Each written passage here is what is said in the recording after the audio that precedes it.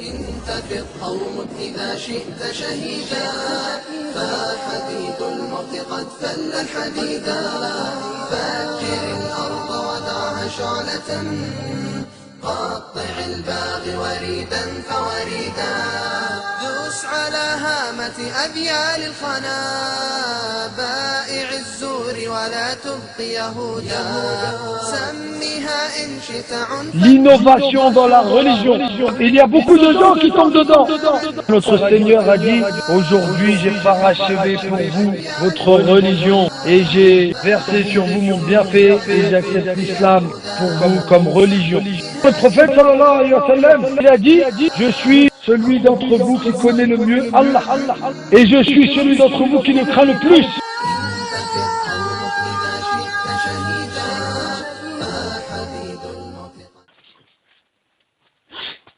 إن الحمد لله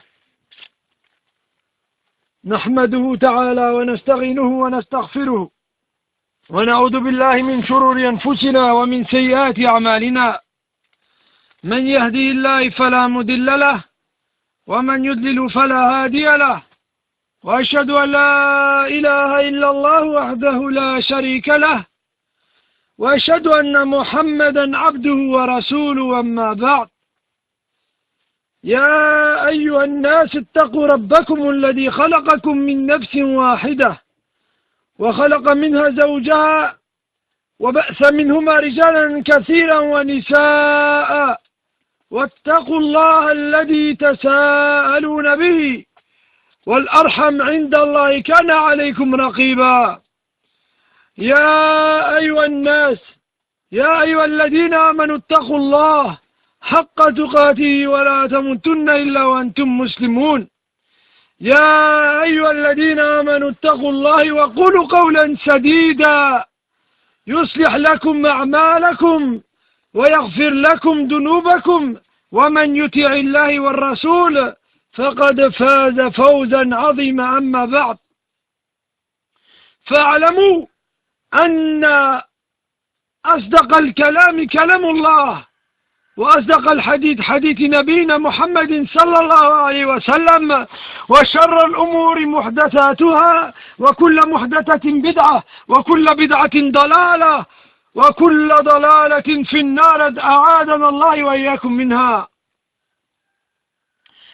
وقد قال رسول الله صلى الله عليه وسلم من حديث عائشة رضي الله عنه قال رسول الله صلى الله عليه وسلم: من أحدث في أمرنا هذا ما ليس منه فهو رد. وفي رواية أخرى: من عمل عملا ليس عليه أمرنا فهو رد. الحديثين صحيحين. لقد ذكرنا في الجمعة الماضية أن ذكر ابن قيم الجوزي رحمه الله أن الشيطان ذكر 7 كيد من شيطان الإنسان. وكيد الأول قد ذكرنا أنه الشرك بالله، وقلنا أن الله قال في كتابه الكريم: إن الله لا يغفرون أن يشرك به ويغفرون ما دون ذلك لمن يشاء. وذكرنا أنه أول كيد الذي يريد يكيد الشيطان به للإنسان أنه يخرج من هذا الدين المبارك. واليوم وسنذكر الكيد الثاني وهو البدعة.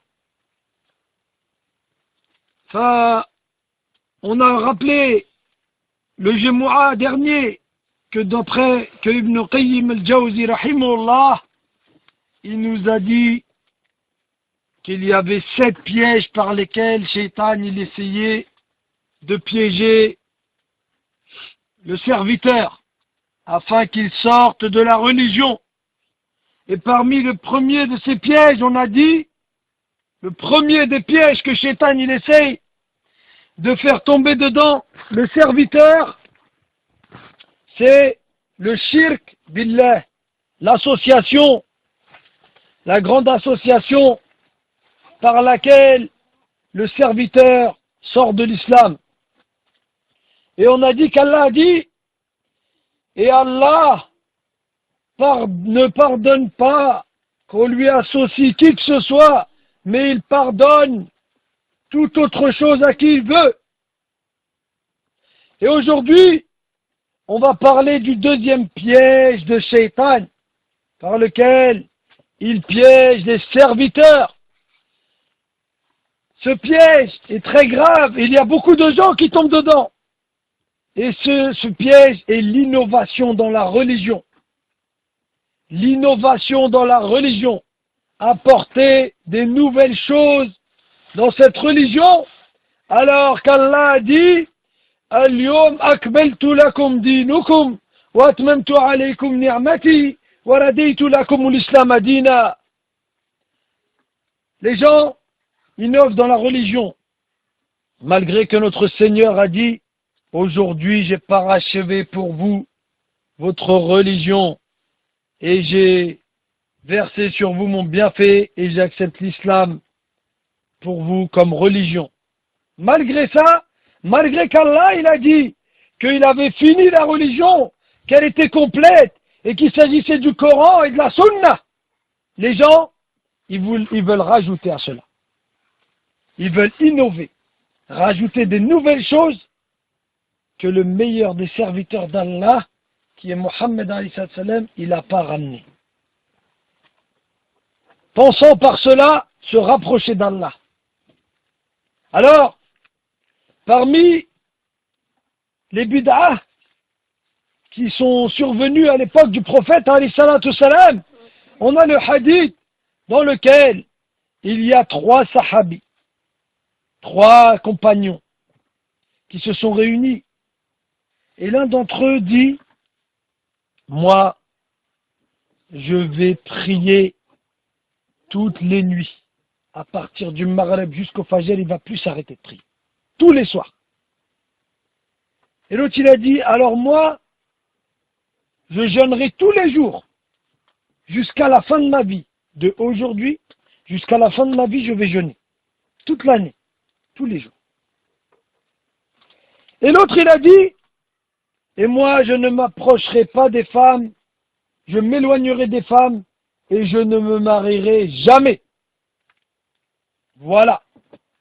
Voilà des bonnes intentions. Car on sait que Allah, il a dit, Inna fi awladikum wa azwajukum fitna fahdaruhum. Vous avez certes dans vos enfants et vos femmes une épreuve, une tentation. Éloignez-vous d'eux. Méfiez-vous d'eux. Méfiez-vous d'eux. Donc, on sait que le jeûne, c'est 70 ans, le visage du serviteur, il est éloigné 70 ans de l'enfer pour un jour de jeûne. Et on sait que la prière nocturne, c'est la lumière du croyant. Mais seulement, le meilleur des serviteurs d'Allah, la meilleure des créatures d'Allah, qui est Mohammed sallallahu alayhi wa sallam, il n'avait pas agi ainsi. Alors, ils sont venus voir le prophète alayhi wa sallam et ils lui ont dit, ô messager d'Allah, voilà 3 hommes qui se réunissent et l'un d'entre eux dit, je vais jeûner sans m'arrêter, et l'autre je vais prier sans m'arrêter, et l'autre je ne me marierai jamais. Le prophète sallallahu alayhi wa sallam, il s'est dirigé vers eux et leur a dit, êtes-vous ceux qui disent ceci et cela? Est-ce que c'est vous qui dites que vous allez jeûner tout le temps sans vous arrêter? Et que vous allez prier sans vous arrêter? Et que vous ne vous marierez jamais? Et les hommes de dire, oui, ô messager d'Allah. Alors le prophète sallallahu alayhi wa sallam, il a dit, je suis celui d'entre vous qui connaît le mieux Allah. Et je suis celui d'entre vous qui le craint le plus. Il leur dit, moi, je connais Allah mieux que vous. Et je le crains le plus, celui qui craint le plus Allah, c'est moi. Et il dit, et pourtant, je jeûne et je mange. Je jeûne et des fois je jeûne pas. Je prie la nuit un peu et je dors. et je me marie les femmes, et que celui qui s'éloigne de ma sunna n'est pas des miens. Alors il dit, ainsi quiconque se détourne de ma sunna n'est pas des miens. Et c'était là qu'on a vu que ça allait être une première innovation dans l'islam, la première bid'a. Ils allaient faire plus que le prophète. Ils allaient tenter de faire plus que le prophète. Et le prophète, il n'a pas fait comme ça. Donc, toute innovation est un égarement. Le prophète, il jeûnait, il s'arrêtait, il priait, il dormait et il se mariait avec les femmes. Donc, ils allaient faire une bid'a. Elle était, au départ, c'était une bonne chose. Quelqu'un qui veut jeûner sans s'arrêter, pour Allah. Quelqu'un qui veut prier toutes les nuits sans dormir. Et quelqu'un qui veut s'éloigner des femmes pour pas qu'elles lui fassent perdre de temps, alors qu'Allah il a dit وَمَا خَلَقْتُ الْجِنِّ وَالْإِنسَانِ إِلَّا لِيَعْبُدُونَ. Et je n'ai créé les hommes et les djinns que pour qu'ils m'adorent. Alors ils se sont dit, si c'est comme ça, alors on va adorer Allah tout le temps. Mais le prophète il a dit, quiconque délaisse ma sunnah n'est pas des miens. Ensuite, on a l'histoire de l'époque de Ibn Mas'ud. Ibn Mas'ud, c'était un des compagnons les plus savants, celui qui avait le plus de science. Alors, à la mort du prophète, les compagnons ils se sont dispersés sur la terre pour faire la da'wah. Et qu'est-ce qui s'est passé? Abu Musa al-Ash'ari, radiallahu anhu, il était à la mosquée et il a vu quelque chose de bizarre. Il s'est donc dirigé chez Ibn Mas'ud, radiallahu anhu, et il lui a dit, Ya Aba Mas'ud, j'ai vu quelque chose de mauvais, mais ce n'était que du bien. J'ai été à la mosquée, j'ai vu quelque chose de mauvais. Ça veut dire, je sais que c'est mauvais ce qu'ils font, mais pourtant c'était que du bien. Et Abu Mas'ud de lui dire, mais qu'est-ce que tu as vu? Il lui dit, viens avec moi, tu vas voir ce qui se passe à la mosquée. Ils sont dirigés vers la mosquée, et arrivés là-bas, ils arrivent, et ils ont trouvé des gens en rond, des cercles, un là, un là, un là. Et arrivé dans ces cercles, il y avait un homme qui était au milieu, et qui disait aux gens, dites Allahu Akbar 100 fois. Et les gens autour de lui disaient Allahu Akbar, Allahu Akbar, Allahu Akbar, et ils jetaient des pierres. Il y avait des pierres à côté d'eux, 100 pierres, et à chaque fois ils jetaient une pierre pour savoir combien de fois il l'avait dit. Ensuite, après leur avoir dit de dire Allahu Akbar, il leur disait dites 100 fois La ilaha illallah. Et les gens ils disaient La ilaha illallah, La ilaha illallah. Et ensuite, il leur disait, dites 100 fois Subhanallah. Alors, Ibn Mas'ud, qui était plus savant qu'eux, et qui était un des plus savants des compagnons, il va les trouver et il leur dit, que faites-vous? Qu'est-ce que vous faites? Et eux, ils ont dit, on a des pierres près de nous, avec lesquelles on invoque Allah. C'est-à-dire qu'on a pris ces pierres, et à chaque fois, il y en a un d'entre eux qui leur dit de dire quelque chose et ils répètent en groupe. Et là, Ibn Mas'ud, il leur a dit,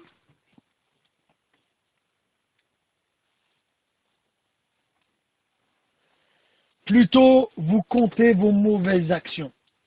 Il a dit, ces cailloux-là, vous pensez que vous comptez des bonnes choses. Mais vous êtes en train de compter des péchés. À chaque fois que vous jetez une pierre, vous êtes en train de prendre un péché. Il a dit, car je vous assure qu'aucune de vos bonnes actions ne sera perdue. Malheur à vous, ô Ummah de Mohammed. Comme vous vous dirigez rapidement vers la destruction, il leur dit, vous êtes en train de faire du dik, en train de jeter des pierres, mais pourtant, vous êtes en train de faire des péchés, avec laquelle vous allez prendre que des péchés. Tac, un péché en plus, un péché en plus. Et il leur dit, malheur à vous, ô Ummah de Mohammed, vous êtes en train de vous diriger vers la destruction, vous êtes en train de vous détruire. Il dit ceci, en parlant de Abu Moussa el-Ash'ari, et en parlant des compagnons du prophète, il dit ceux-ci sont les compagnons du prophète. C'est-à-dire que ces gens-là qui étaient dans les cercles, c'était des nouveaux reconvertis. Et ils ont voulu ramener une nouvelle chose dans la religion, en pensant qu'ils allaient s'approcher d'Allah et gagner des hasanets. Et il leur dit, malheur à vous, vous n'êtes pas en train de prendre des hasanets, mais vous êtes en train de prendre des péchés. Et il dit ceci, en parlant d'Abu Moussa al-Ash'ari, en parlant de lui-même, sont les compagnons du prophète. Et ils se sont répandus. Et quand il dit la parole, ils se sont répandus, ça veut dire ils se sont dispersés. Et pourquoi ils sont dispersés? Pour apprendre aux gens. Et c'est pour ça qu'on doit revenir au Coran et à la Sunna, et avec la compréhension des compagnons. Alors il dit, vous avez des compagnons près de vous, et vous innovez des choses comme ça. Et il dit, le messager d'Allah, sallallahu alayhi wa sallam, ses vêtements, ils ne sont pas encore délabrés. Ça veut dire que ses vêtements, ils ne sont pas encore abîmés. Et ses ustensiles, les trucs qui servaient pour faire le dos, ou les choses qu'il avait chez lui, ils sont encore intacts. Ça veut dire que le prophète, alayhi salam, il venait juste de partir. Mais il était juste parti et vous commencez déjà à changer les choses de la religion. Il vient juste de partir et vous commencez déjà à faire des trucs bizarres. Vous suivez déjà plus ses compagnons qui l'ont suivi. Et vous inventez, vous innovez. Et il dit, par celui dont mon âme est dans sa main, êtes-vous sur une meilleure religion? Êtes-vous sur une religion meilleure que celle de Mohammed? Il leur dit, par celui qui tient mon âme dans sa main, c'est Allah. Est-ce que vous êtes meilleur? Ou votre religion que vous êtes en train d'inventer maintenant, de se mettre en rang et de faire du dik, comme ils font les soufis, comme ils font les tablirs aujourd'hui. Il dit, est-ce que c'est meilleur que la religion de Mohammed? Il dit, ou plutôt, êtes-vous en train d'ouvrir les portes de l'égarement? Ouais, vous êtes en train d'ouvrir les premières portes de l'égarement pour que les gens vous suivent et qui s'égarent. Il dit, l'homme qui était au milieu en train de leur dire de faire du dik, il dit, oh, Abba Mas'ud, ya Abba Mas'ud, nous ne voulons par cet acte que faire du bien. Ça veut dire on fait ça que pour gagner des hasanats. On ne fait pas ça pour faire du mal. Et il leur dit, combien sont nombreux dont l'intention est bonne, mais ne l'atteignent pas. Les gens, ils ont beaucoup de bonnes intentions. Parmi les bonnes intentions, il y avait les gens qui ont commencé avec leur main de Fatma, comme on avait déjà dit avant. Ils ont dit, nous on ne fait pas de mal. Le prophète alayhi salam, il a dit, soyez bons avec ma famille. Alors, ils ont été bons avec leur famille, et ils ont commencé à être tellement bons qu'ils sont devenus des chiites. Et le chiite, il est devenu tellement bon qu'il adorait même plus Allah et qu'il a commencé à adorer Ali. Et Hassan, et Hussein, et Fatima. Tellement ils étaient bons. Ils ont été dans l'égarement. Pourquoi? Parce qu'ils ont été plus que ce qu'on leur demandait. Ils voulaient faire plus que ce qu'on leur demandait et ils ne sont pas restés sur ce qui étaient les compagnons. Sur ce à quoi s'étaient dirigés les compagnons. Et il dit, le messager d'Allah sallallahu alayhi wa sallam a dit, il y aura des gens qui réciteront le Coran, mais il ne dépassera pas leur gorge. Ça veut dire qu'ils vont passer la journée à réciter le Coran, mais il ne va pas atteindre leur cœur, et ils ne vont pas devenir des vrais croyants, et ils ne gagneront rien de tout ça. Et ensuite il dit, par Allah, je ne sais pas, mais il se peut que la plupart d'entre eux soient de vous.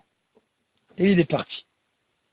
Quand il a vu qu'ils faisaient leur bid'a et qu'il était en train de leur faire une nasiha et que les gens n'étaient pas touchés par la nasiha et qu'ils n'avaient pas l'intention encore de lâcher, alors il dit, le messager d'Allah sallallahu alayhi wa sallam, Parce que l'homme, au lieu de lui dire Astaghfirullah, vous connaissez la dîne mieux que nous, on vous suit. Il a dit non, on fait que du bien là. On n'est pas en train de faire du mal. On veut que faire du bien par cet acte.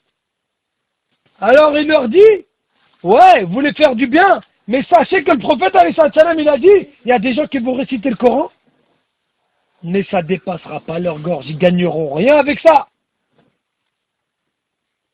Et ensuite, il leur dit, et je ne sais pas, mais c'est possible que ce soit des gens qui descendent d'entre vous. Ça veut dire qu'ils vont suivre vos bid'ah et ils vont devenir les prochains innovateurs dont le Coran ne dépassera pas leur gorge. Ensuite, Amr ibn Salam a dit, nous avons vu la plupart de ces gens nous combattre à Nahrawan dans les rangs des Khawarij. Allahu Akbar. Il a dit, la plupart des gens qui étaient conseillés par le Ibn Mas'ud, il a dit, on les a vus après qu'ils étaient avec les Khawarij en train de tuer les musulmans. Ça a commencé d'une petite bid'a et c'est devenu une secte. Et après la secte, c'est devenu les chiens de l'enfer, comme il a dit alayhi salatu salam. Et ils ont commencé à tuer les musulmans et à devenir à faire la perversité sur la terre. Et c'est là que on les a appelés les chiens de l'enfer par rapport au hadith du prophète alayhi salatu salam. Le hadith il est rapporté par Ad-Darimi, fils Sunan, et il a été sahah. Parmi les choses des bid'ah, au départ, comme il l'a dit l'imam al-Barbahari, il a dit, méfiez-vous des petites bid'ah, car elles poussent et grandissent. Méfiez-vous des petites bid'ah, car elles poussent et grandissent et deviennent grandes. Elles commencent comme quelque chose de petit qui ressemble à la vérité. Ça veut dire qu'au départ, le prophète il a dit,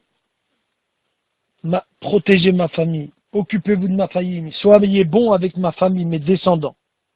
Les chiites, ils ont commencé avec ça. Au départ, ils étaient bons avec la famille du prophète. Et ils ont fait du khayr avec eux. Jusqu'à s'égarer à les adorer. Les hommes, au début, ils sont venus, ils ont commencé à faire du dhikr. La ilaha illallah, alhamdulillah, Allahu Akbar, subhanallah. Quelque chose de bien. Mais ensuite, ils ont rajouté les pierres. Ensuite, ils ont rajouté un groupe. Et ensuite, c'est devenu une secte qui, soit elle a dévié dans le khawarij, les gens que quand tu les conseilles, n'acceptent pas, et ils veulent toujours en faire qu'eux-mêmes, ou dans le soufisme, les gens qui vont adorer les tombes, qui tournent autour des tombes et qui parlent avec les morts, et qui parlent même plus avec Allah en direct, mais qui parlent avec les morts pour que les morts ils parlent avec Allah. Eh oui. Ou dans le tablir.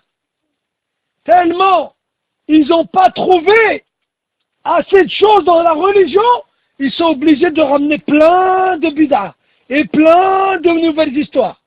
Jusqu'à qu'il y en a un d'entre eux qui a dit je suis arrivé à un aéroport et j'ai voulu passer le barrage et j'ai donné Riyad Salihin et le mec il a tamponné dans Riyad Salihin, il croyait que c'était mon passeport et je suis rentré dans le pays.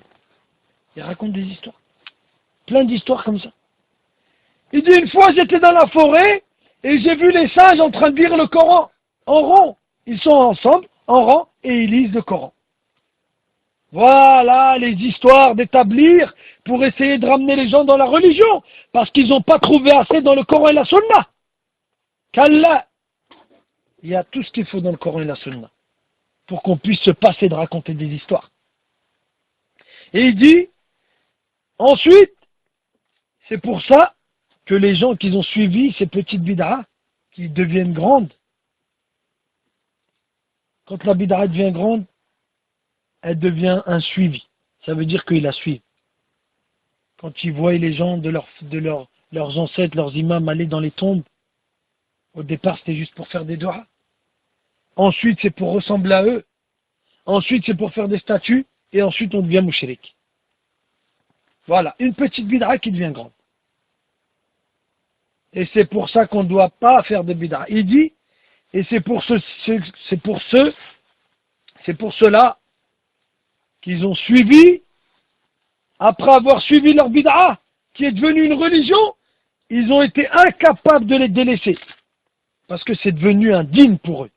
C'est devenu une religion, c'est devenu une sunna, c'est devenu une façon de vivre, de faire ces bid'a qu'ils font aujourd'hui. Comme les chiites qui se fouettent le dos pour avoir délaissé le Hussein quand il s'est fait tuer, ou comme ces gens qui vont ramper devant les tombes. C'est devenu un dîn pour eux, une religion.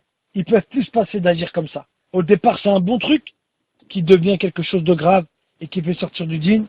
Et il dit, ils ont été incapables de les délaisser et en ont fait leur religion. Ainsi, ils ont dévié du droit chemin et ainsi, ils ont quitté l'islam. هذا والحمد لله رب العالمين. انتفض قوم إذا شئت شهيدا فحديد الموت قد فل الحديدا فجر الأرض ودعها شعلة قطع الباغي وريدا فوريدا دوس على هامة أبيال الخنا بائع الزور ولا تبقي يهودا سميها إن شئت. بسم الله والحمد لله حمدا كثيرا طيبا مباركا فيه. الحمد لله والصلاة والسلام على رسول الله. لقد ذكرنا أن قال رسول الله صلى الله عليه وسلم من حديث عائشة: من أحدث في أمرنا هذا ما ليس منه فهو رد ومن عمل عملا ليس عليه أمرنا فهو رد. Le prophète alayhi salam, hadith il vient d'Aïcha, il a dit: celui qui apporte à notre affaire, celle-ci, à notre religion, quelque chose de nouveau, il sera rejeté. Si tu apportes une nouvelle chose dans le dîn, alors il ne sera pas accepté d'Allah. Car Allah, il accepte que ce qui est bon, et il a dit qu'il avait parachevé sa religion. Donc on n'a plus rien à avancer. وقد قال الله في كتابه الكريم: لقد كان لكم في رسول الله أسوة حسنة لمن كان يرجو الله واليوم الآخر وذكر الله كثيرا. في سورة نور, Allah il a dit: et vous avez dans votre prophète un bel exemple pour celui qui croit en Allah et au jour dernier et qui invoque Allah fréquemment. Et Allah il a dit dans son livre: فَمَنِ اتَّبَعَ هُدَايَ فَلَا يَضِلُّ وَلَا يَشْقَى. Dans la sourate Taha, Allah il dit: et celui qui suit ma guidée ne s'égarera pas ni ne sera malheureux. Alhamdulillah, la sunna elle est présente, le Coran il est là, les savants il y en a encore. Alhamdulillah Rabbil Alamin. Cheikh al-Islam Ibn Taymiyyah il a dit à propos de la bid'a: la mécréance véritable s'est alliée à la bid'a pervertie.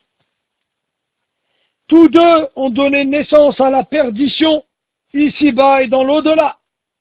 C'est pourquoi il faut s'accrocher à la sunna du prophète sallallahu alayhi wa sallam avec la compréhension des compagnons et des pieux prédécesseurs et des imams bien guidés qui ont suivi leur chemin. Et parmi les bid'a qui sont arrivés aussi à l'époque des salafs, on a l'histoire de Ibn Omar. Ibn Omar, Abdullah Ibn Omar Ibn al-Khattab, radiallahu anhu, c'était un compagnon qui était très pointu sur la sunna. Il s'accrochait à la sunna au point que si le prophète alayhi salam, il était passé dans un endroit et il avait levé une branche, et bien il passait au même endroit et il levait la même branche. Il marchait sur les traces du prophète. S'il avait mis le pied là, il mettait le pied là. S'il avait mis le pied là, il mettait le pied là. Il suivait tous les traces, comme elles étaient faites. Pour pas s'égarer et voulait suivre son prophète. Il levait une branche, je lève la branche. Et je passe en dessous de cette branche. Pointu, il s'accrochait à la sunna. Et il dit, un jour, alors qu'il était dehors, il entendit un homme éternuer. Il éternue. Et alors qu'il éternue, il dit, Alhamdulillah, wa salatu wa salam ala Rasulillah. Et Abdullah ibn Omar radiallahu anhu, il va voir et lui dit, qu'est-ce que c'est ça? Qu'est-ce que tu viens de dire? Il lui dit, dis plutôt ce que le messager d'Allah sallallahu alayhi wa sallam nous apprenait lorsqu'il éternuait. Il disait que l'un d'entre vous, lorsqu'il éternue, dit Alhamdulillah. Stop. Il n'a pas dit de mauvaises choses, le bonhomme. Il a dit Alhamdulillah. Wa salatu wa salam ala Rasulillah. Donc il a dit la bonne parole. Et ensuite il a rajouté un petit truc. Et il dit, et que la prière, et que la paix, et la bénédiction, que le salut et la paix soient sur Mohammed alayhi salam, après avoir dit Alhamdulillah. C'est pas mauvais. Nous, quand on va le voir d'ici, on dit, c'est rien. Alhamdulillah, il a dit Alhamdulillah, et en plus il a rajouté un petit truc. Non. Man. Rasoul alayhi salam, il a dit, celui. Man. Ahdasa. Fi amrina hada. Ma laysa minhu. Fahuwa rad. Celui qui rapporte dans notre affaire-ci, dans notre sunna, dans notre religion, quelque chose qui n'en fait pas partie, ça veut dire que le prophète, il n'a pas dit. Alors, il sera rejeté. Même si c'est bon, il sera rejeté. Car, pensant que c'est bon, ce qui est bon n'est pas bon.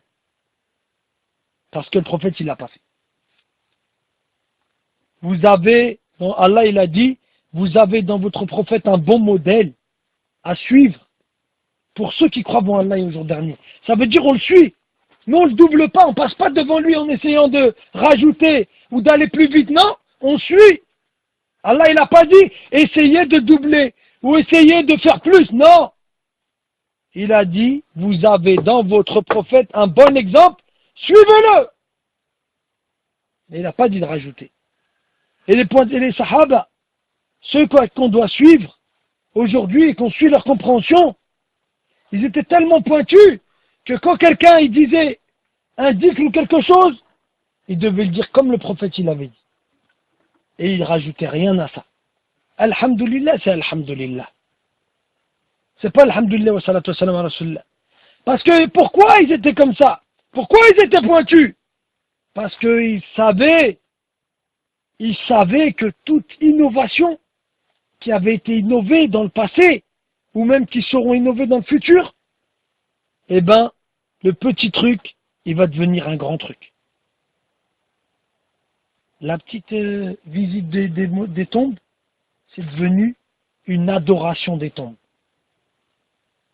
Les du'a sur la famille du prophète, c'est devenu d'adorer la famille du prophète. Jusqu'à ce qu'on en fait une même Fatma, comme vous savez. Je demande protection de Mohammed, Ali, Hassan, Hussein, Fatima. Au départ, c'était des du'a pour eux, et ensuite on est devenu à les invoquer eux. On shirk. Nishriku billah, wa adu billah. Et c'est pour ça que on doit se tenir à ce qu'on a appris. Fa'alam annahu la ilaha illallah. Fa'alam, yani ta'allam. Sache, ça veut dire et apprends qu'il n'y a qu'un seul Dieu.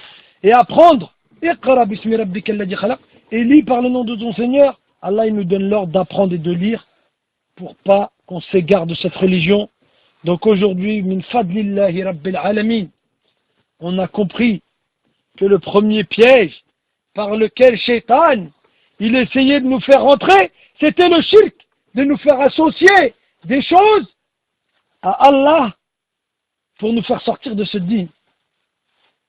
si on arrive à esquiver ce premier piège, en se disant non, la ilaha illallah, wahdahu la sharika lah, lahu al-mulku wa lahu al-hamdu wa huwa ala kulli shay'in qadir, et qu'on s'accroche en disant il n'y a qu'un seul Dieu, il est unique, j'adore rien à côté, j'ai peur de rien à côté, c'est le seul qui subvient à mes besoins, c'est le seul que je crains, et c'est le seul à qui je dois attendre quelque chose, là on a esquivé le premier piège.